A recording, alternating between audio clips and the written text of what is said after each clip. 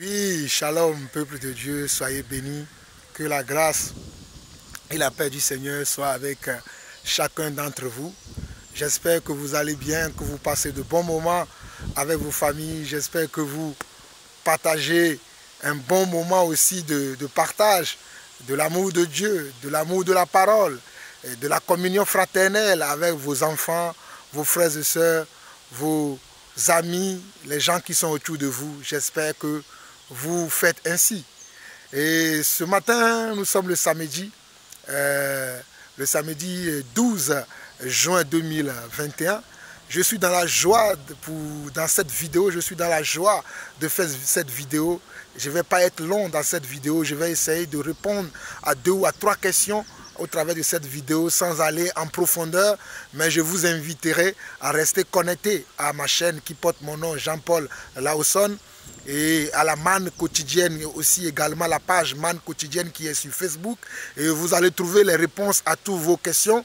Et sachez que sur ma chaîne YouTube qui porte mon nom, Jean-Paul Laosson, vous allez dans les playlists et vous rentrez dans les différentes, on va dire les différents sous-titres, les différents thèmes, comme la repentance par exemple. Vous aurez tous les enseignements qui portent sur la repentance. Vous allez également sur la foi. Vous aurez tous les enseignements qui portent sur la foi. Vous aurez les faux enseignants ou bien les faux serviteurs de Dieu. Vous avez un sous-thème, un sous-titre aussi qui porte le nom faux serviteurs de Dieu. Vous verrez tous les enseignements qui concernent les faux serviteurs de Dieu. Alors ce matin, j'aimerais répondre à 2 ou 3 questions et que certains frères et certaines sœurs m'ont posées. Et je vais vous inviter vous-même à méditer la parole de Dieu. Parce que le problème, c'est que beaucoup d'entre vous aujourd'hui, vous ne méditez pas la parole de Dieu. Vous attendez que les serviteurs de Dieu vous donnent tout. Mais je peux vous assurer qu'en tant qu'enfant de Dieu, vous avez aussi le devoir de méditer la parole de Dieu. Vous avez aussi la charge, vous avez aussi cette charge de méditer la parole de Dieu quotidiennement. Hein? Ou bien hebdomadairement, vous avez cette charge de méditer vous-même la parole de Dieu pour voir si ce que nous vous disons est vrai. Hein? Ce que nous vous disons, ce que les serviteurs de Dieu, les pasteurs disent, vous devez chercher à savoir si ces choses sont vraies par votre méditation de la parole personnelle, par votre intimité personnelle avec Dieu. N'attendez pas que tout vous vienne comme ça, tomber du ciel comme ça. Cherchez vous aussi à connaître la vérité. Alors aujourd'hui, je vais répondre à 2 ou 3 questions. Il y a des gens qui me disent, comment peut-on reconnaître un faux serviteur de Dieu? Comment peut-on reconnaître un faux serviteur de Dieu? Ou comment peut-on reconnaître un vrai serviteur de Dieu? Alors je peux vous assurer que pour reconnaître un faux serviteur de Dieu ou un vrai serviteur de Dieu, vous devez méditer Matthieu chapitre 7. Je ne vais pas vous donner un grand exercice à faire. Méditez Matthieu chapitre 7 du verset 12 à la fin. Matthieu chapitre 7 du verset 12 à la fin. Vous aurez la réponse à votre question pour savoir comment reconnaître un faux serviteur d'un vrai serviteur de Dieu. Méditez Matthieu chapitre 7 du verset 12 jusqu'à la fin. Vous allez reconnaître que peut-on appeler un faux serviteur de Dieu et un vrai serviteur de Dieu. Je répète encore, vous méditez Matthieu chapitre 7, verset 12 jusqu'à la fin, ou plus précisément le verset 15 au verset 20. Plus précisément, si vous n'avez pas le temps, prenez le temps de méditer le verset 15 au verset 20 et vous aurez la réponse à votre question. Car dans ce passage que je viens de vous dire, le Seigneur Jésus nous a enseigné que gardez-vous des faux prophètes. Ils viendront en vous en vêtements de brebis, mais au-dedans d'eux, ce sont des loups ravisseurs. Donc le Seigneur Jésus veut nous alerter que ce n'est pas à l'apparence que nous devons juger.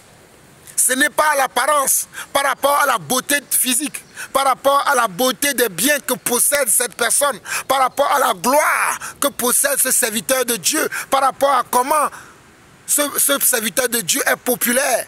Ce n'est pas par la popularité que nous allons juger. Ce n'est pas par l'abondance des messages de ce serviteur de Dieu sur les réseaux sociaux que nous saurons s'il est vraiment un serviteur de Dieu. Ce n'est pas par la prolifération de des commentaires que fait ce serviteur de Dieu sur ses réseaux sociaux ou bien sur sa chaîne de télévision que nous saurons s'il est réellement serviteur de Dieu ou pas. Mais c'est par rapport à ses actes, c'est par rapport à son comportement, c'est par rapport à ses enseignements. Est-ce que les enseignements que donne ce dernier correspondent-ils à la parole de Dieu? Ressemblent-ils à la parole de Dieu? Ressemblent-ils à la doctrine que Jésus-Christ lui-même a enseignée? Est-ce que ce pasteur, ce prophète, cet apôtre, cet évangéliste, ce docteur ou enseignant, ce qu'il enseigne, est-ce que les apôtres l'ont déjà enseigné? Est-ce que nous avons une trace de ces actes, de ce qu'il dit dans la parole de Dieu? Est-ce que nous avons une conformité de ces enseignements dans la parole de Dieu? Si ce qu'il dit est conforme à ce qui est dans la parole de Dieu, alors là, nous sommes en face d'un serviteur de Dieu authentique. Mais si ce que ce dernier dit n'est pas conforme à ce qui est dans la Bible, nous ne sommes pas en face d'un serviteur de Dieu.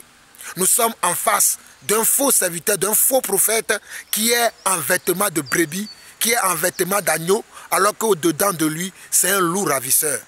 Matthieu chapitre 24 aussi peut vous aiguiller. Il dit, ils peuvent faire de grands miracles. Ce n'est pas aussi par rapport à leur nombre de miracles qu'ils produisent que nous pouvons dire qu'ils sont de Dieu ou pas. Ils peuvent faire de grands miracles. Ce n'est pas par rapport aux miracles que nous pouvons les juger.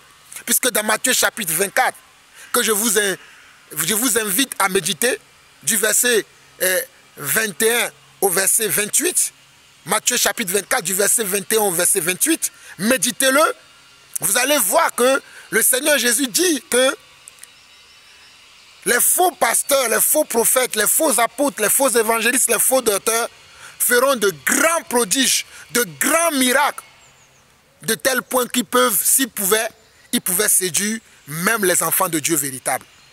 Je dis bien les faux apôtres, les faux serviteurs de Dieu, ils vont faire de grands miracles, de grands prodiges, de grands signes, de tel point que s'ils pouvaient séduire les élus de Dieu, ils le feront.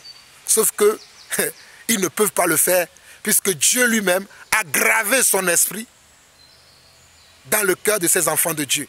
Et les enfants de Dieu véritables reconnaissent les faux serviteurs de Dieu. Ils savent qu'ils sont faux. Ils les jugent au travers de leurs actions, au travers de leur comportement et au travers de leurs enseignements.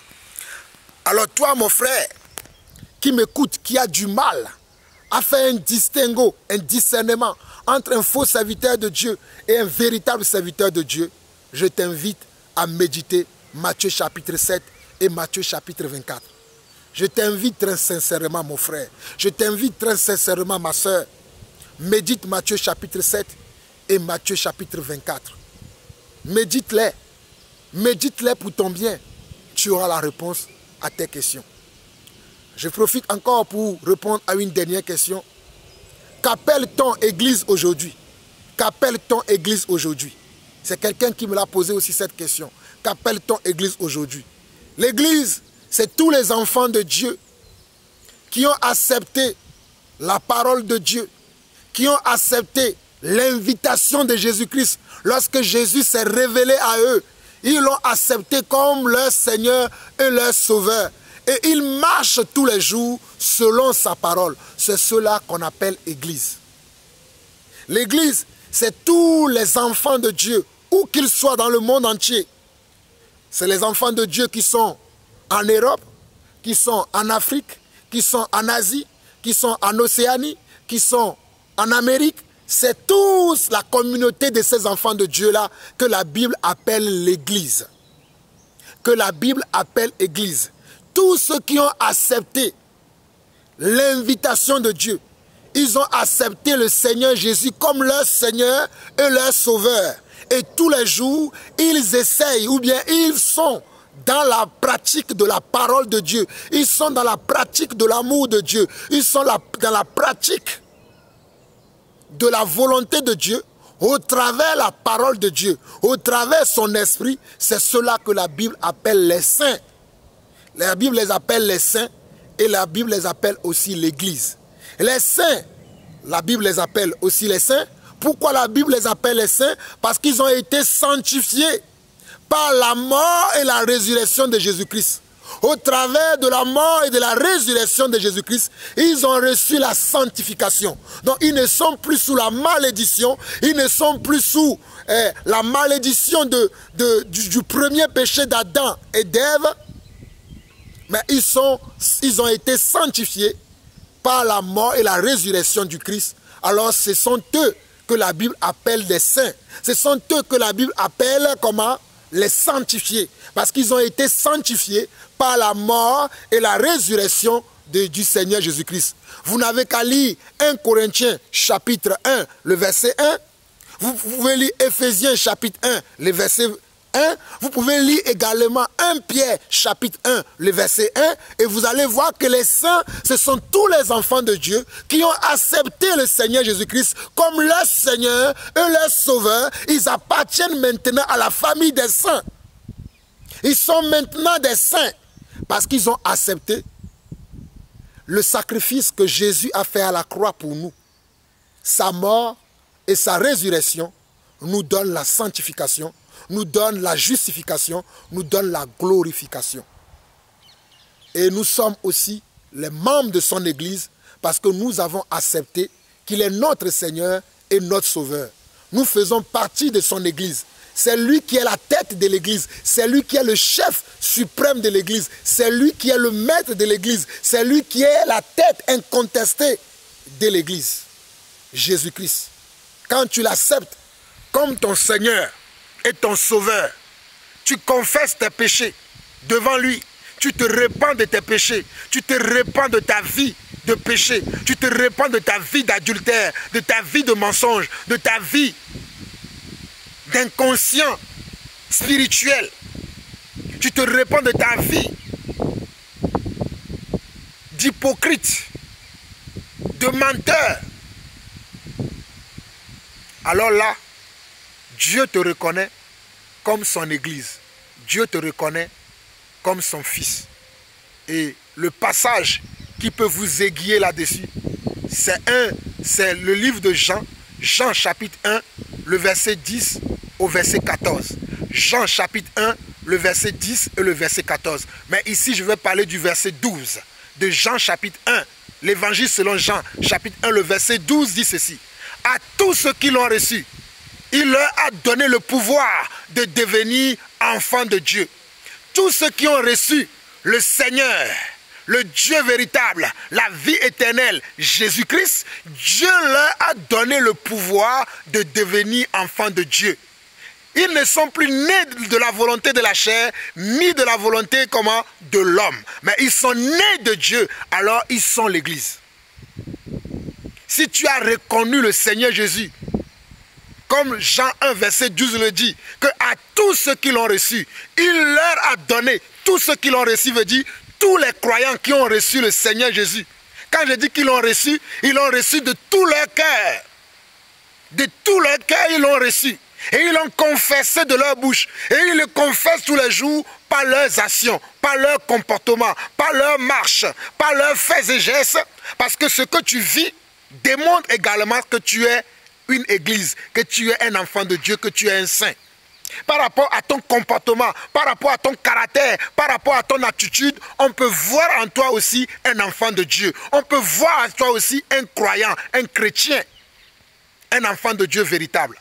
Alors l'église, selon Jean chapitre 1, le verset 12, à tous ceux qui l'ont reçu, il leur a donné le pouvoir de devenir enfants de Dieu, lesquels sont nés de l'esprit et non de la chair.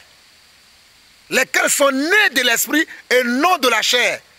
Donc on ne devient pas, et on ne naît pas enfant de Dieu, on le devient. Je le répète encore, on ne naît pas enfant de Dieu, on le devient. On ne naît pas croyant, on le devient. Ceux qui croient que parce que vous êtes né dans une famille chrétienne, que vous êtes chrétien d'office, vous vous trompez. Ceux qui croient que parce que vous êtes né dans une famille de croyants, vous êtes croyant, vous vous trompez. Ceux qui croient que parce que ton père est pasteur, parce que ta mère est pasteur, parce que dans ta famille, il y a eu beaucoup de pasteurs et que tu crois que tu es sauvé, tu es enfant de Dieu, tu te trompes. Il te faut, toi personnellement, de reconnaître que Jésus-Christ est le chemin, la vérité et la vie. C'est alors que Dieu te considérera comme un chrétien, que Dieu te considérera comme un disciple, que Dieu te considérera comme un enfant de Dieu, que Dieu te considérera comme son église. Alléluia. Alors l'église de Dieu, pour finir ici aujourd'hui, l'église de Dieu, c'est tous les enfants de Dieu dans le monde entier. C'est tous les enfants de Dieu dans le monde entier qui ont cru au Seigneur Jésus, qui l'ont accepté comme leur Seigneur et leur Sauveur, et qui tous les jours marchent selon sa parole, et qui tous les jours marchent selon ses préceptes, et qui tous les jours marchent selon ses commandements. Ce sont ceux-là qui sont les enfants de Dieu. Ce sont ceux-là que Dieu appelle son église. Alors je salue l'église de Dieu en Afrique. Je salue l'église de Dieu en Europe. Je salue l'église de Dieu en Asie. Je salue l'église de Dieu en Océanie. Je salue l'église de Dieu en France, à Paris, où moi-même je réside. Je salue l'église de Dieu au Maroc, au Congo, au Zaïre, au Canada, aux États-Unis, à Los Angeles. J'ai des frères là-bas. Oh, que le Seigneur vous bénisse. Soyez bénis. C'est ainsi que j'ai répondu à certaines questions ce matin. Shalom à vous. Que la paix du Seigneur, l'amour de Dieu, la communion du Saint-Esprit soit notre partage à tous. Nous vous aimons beaucoup. Priez pour nous comme nous aussi, nous prions pour vous. Shalom. Shalom et shalom.